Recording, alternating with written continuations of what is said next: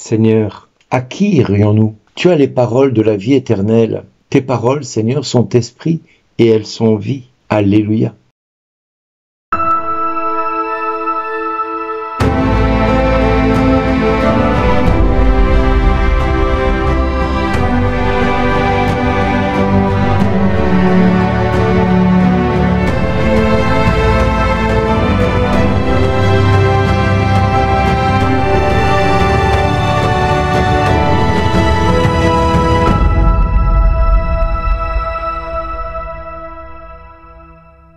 Aujourd'hui, le message vous est adressé par Bernard Diel. Bonjour les amis. En ce temps-là, Jésus avait donné un enseignement dans la synagogue de Capharnaüm et beaucoup de ses disciples qui avaient entendu déclarèrent « Cette parole est rude, qui peut l'entendre ?» Jésus savait en lui-même que ses disciples récriminaient à son sujet. Il leur dit « Cela vous scandalise ? Et quand vous verrez le Fils de l'homme monter là où il était auparavant, c'est l'Esprit qui fait vivre. La chair n'est capable de rien. Les paroles que je vous ai dites sont esprit et elles sont vie. Mais il y en a parmi vous qui ne croient pas. Jésus savait en effet, depuis le commencement, quels étaient ceux qui ne croyaient pas, et qui était celui qui le livrerait. Il ajouta, « Voilà pourquoi je vous ai dit que personne ne peut venir à moi si cela ne lui est pas donné par le Père. » À partir de ce moment-là, beaucoup de ses disciples s'en retournèrent et cessèrent de l'accompagner. Alors Jésus dit aux 12, « Voulez-vous partir vous aussi ?» Simon-Pierre lui répondit, « Seigneur, à qui irions-nous? Tu as les paroles de la vie éternelle.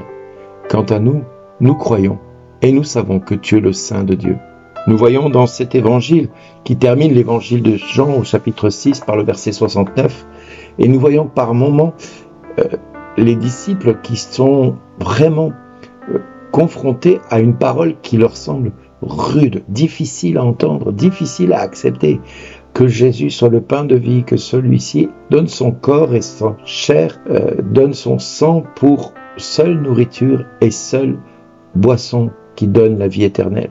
Cette parole est tellement scandaleuse qu'elle révoltera beaucoup de personnes.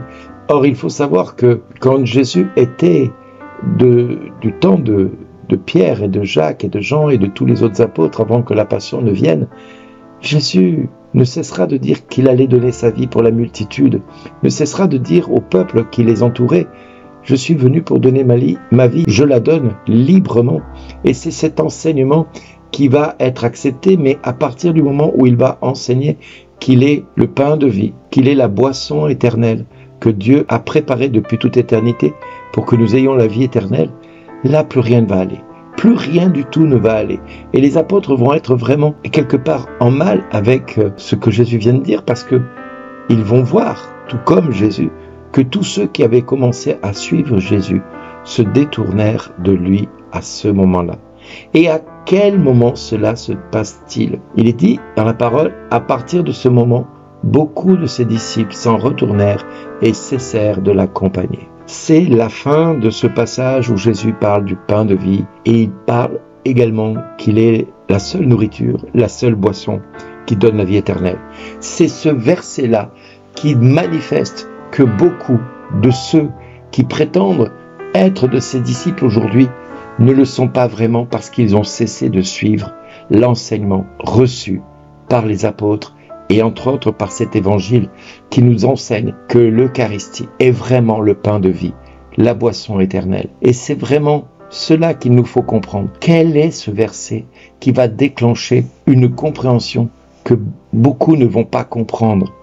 Si vous regardez dans votre Bible et que vous prenez l'évangile de Jean et que vous allez au chapitre 6, vous allez remonter le texte et vous allez arriver à cette phrase qui dit « À partir de ce moment, beaucoup de ses disciples s'en retournèrent et cessèrent de l'accompagner, tellement ils furent scandalisés. » Eh bien, ce verset-là, vous allez être surpris, c'est le verset 66 du chapitre 6. Et bizarrement, Jean fait un tour de passe-passe gigantesque, puisqu'il va manifester que le chiffre de la bête, c'est le chiffre 666 dans l'Apocalypse. Et le chapitre 6, verset 66, manifeste que tous ceux qui ne croient pas que Jésus est le pain de vie avec sa chair qu'il donne au monde, qu'il est la boisson éternelle avec son sang qu'il donne au monde, eh bien, tous ceux qui refusent de croire en la présence réelle dans l'Eucharistie font partie de ceux que la bête conduit et égare. Malheureusement, je suis contraint de le dire, tous ceux qui refusent de croire en la présence réelle font partie de ceux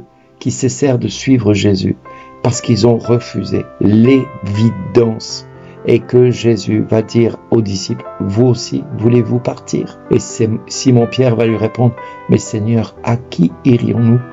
Tu as les paroles de la vie éternelle. Nous croyons et nous savons que tu es le Saint de Dieu.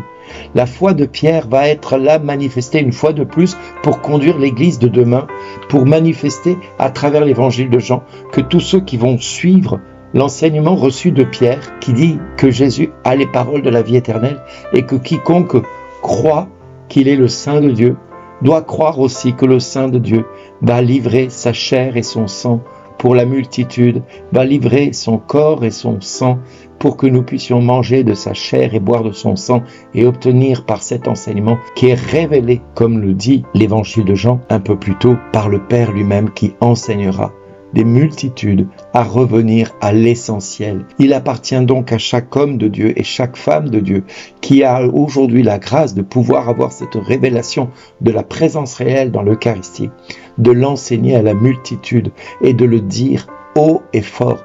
Quiconque mangera de ce pain que le prêtre donne à chaque Eucharistie, ce n'est pas simplement un morceau de pain, ce n'est pas simplement un peu de vin qu'il nous donne, c'est réellement le corps et le sang donnés pour la multitude.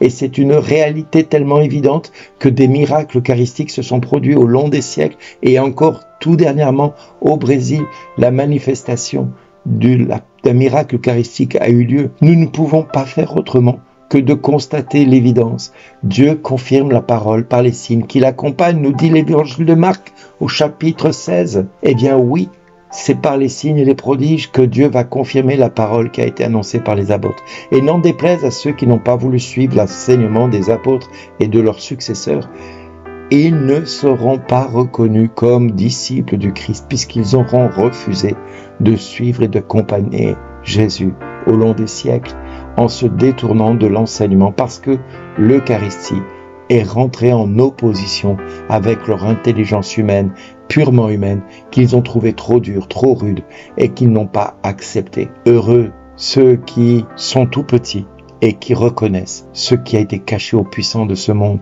aux personnes instruites, parce que beaucoup seront instruits mais ne voudront pas reconnaître que le Fils de Dieu s'est totalement livré et qu'il a donné aux apôtres la grâce de pouvoir nous donner sa chair et son sang dans chaque Eucharistie.